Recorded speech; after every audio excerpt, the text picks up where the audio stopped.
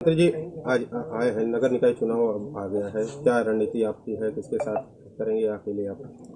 ये भारतीय समाज पार्टी अकेले अपने दम पर निकाय चुनाव लड़ेगी। किसी का सहयोग नहीं? किसी से गठबंधन नहीं, न किसी का सहयोग। अखिलेश यादव आज पहुंच रहे हैं शिवपाल जी के साथ, उनका अब जो झगड़ा था लगभग समाप्त होने के कगार पे है, क्या कहना चाहेंगे? तो झगड़ा कहाँ था? तो आपने देखा कि 22 के पहले लोग झगड़ते थे। 22 का चुनाव समाजवादी पार्टी के सिंबल पर शिवपाल जी चुनाव लड़े, फिर चुनाव आया, फिर उसके चुनाव बीता, लोग आपस में झगड़ते रहे, फिर चुनाव आया, फिर एक हो गए। अब इधर अपना झंडा तो मिला लिए, लेकिन दिल मिला तब ना। क्या लग रहा है आपको, मिलेगा दिल? अब कोई जिम्मेदारी दी जाए और वो जिम्मेदारी को कबूल करे तब ना। सबसे बड़ी बात तो ये है कि अब उनके हिसाब से, उनकी ताकत के हिसाब से कोई जिम्मेदारी उनको जो मिले, अब उस जिम्मेदारी से वो संतुष्ट हों, तब तो वो वहाँ रहेंगे ना। अब क्या लगता है ये जोड़ी आगे तक 24 चुनाव तक रहेगी या फिर? रह भी सकती है, नहीं भी रह सकती है।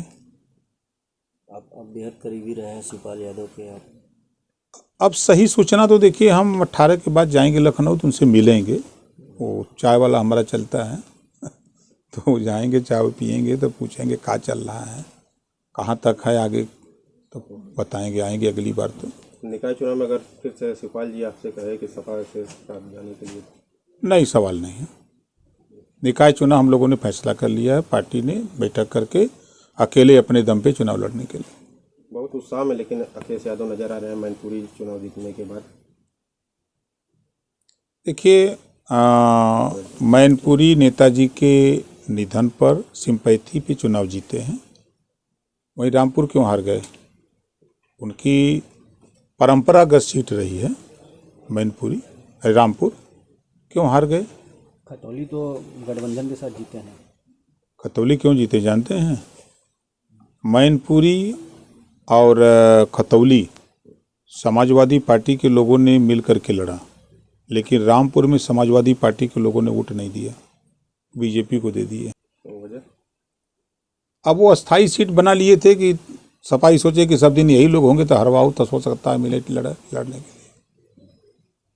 लिए। उत्साह में नजर आ रहे हैं, क्या लग रहा है? कोई उत्साह नहीं, झूठा चिल्ला रहे हैं। आप बताइए कि अकेले कहाँ जीती है? इधर यहाँ एक को सीट बता दीजिए पूर्वांचल में जो जीते के। अरे गढ़ रहा है आजमगढ़, तो वो तो खत्म है। यदि वहाँ पर ही हवा निकाल दे, वो का नाम है उसका, नहीं निरहुआ की बात नहीं महाराज, वो गुड्डू जमाली सपा का हवा निकाल दिया है और निकाल देगा काटा से। और बताइए को सीट कहाँ जीती हैं? शिवपाल जी के आने के बाद मजबूत कर कहाँ, कौन शिवपाल जी का वोट बढ़ा डालना? बढ़ा तो दिए थे वोटवा, जो है शिवपाल जी 2200 में 7वां में थे ना, कहाँ बढ़ गया था वोटवा? और शायद हम नहीं रहे होते तो समझ में आ गया होता पूर्वांचल।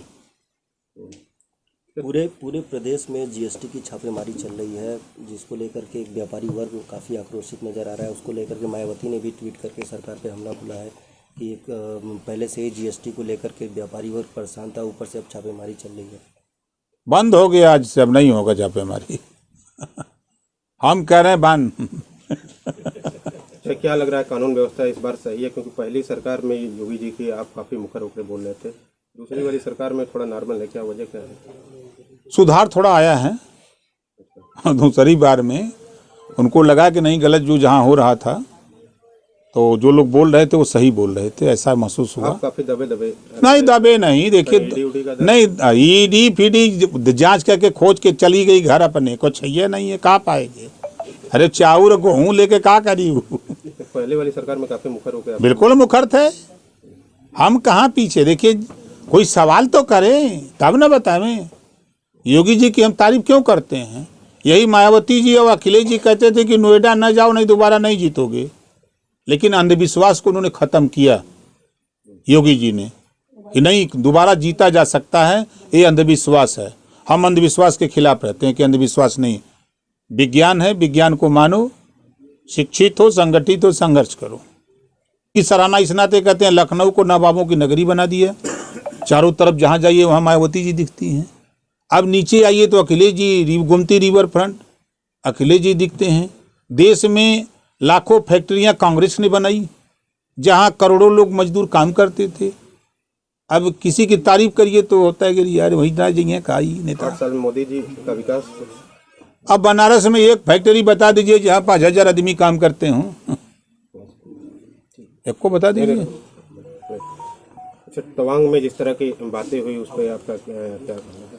देश को एकजुट होकर के, सारे विपक्ष को एकजुट होकर के सरकार को जवाब देना चाहिए। बिहार में शराबबंदी है लेकिन आज जहरीली शराब पी के 5 से 6 लोगों की मौत हो गई है। देखिए 20 साल से हम यही चिल्ला रहे हैं कि जब गुजरात, बिहार, पांडिचेरी शराब बंद हो सकती तो यहाँ भी बंद करो। क्यों छूट दे रखे हो भाई? आप लोगों को पैसा दिखाई दे रहा है कि टैक्स आएगा, यहाँ जनता का जान जा रहा है पी पी के। नहीं, कहीं जहरीली शराब पीने से, क्यों शराबबंदी है उसके बाद से अगर शराब बिहार में दिख रही है ये तो सरकार की लापरवाही है ना। बिहार सरकार टीएन सेशन की तरह चाहिए, एकदम थर थर कांपे दरोगा, डीएम, एसपी सब कांपते रहे। डिजिटल इंडिया का digital new platform live VNS पिछले 7 वर्षों से बनारस की सेवा में। पाइए बनारस के कोने कोने की खबर निष्पक्षता के साथ। लाइव वीएनएस से बनारस की ताज़ा तरीन खबरों के लिए प्ले स्टोर से डाउनलोड कीजिए लाइव वीएनएस ऐप या फॉलो कीजिए लाइव वीएनएस को सोशल मीडिया पर।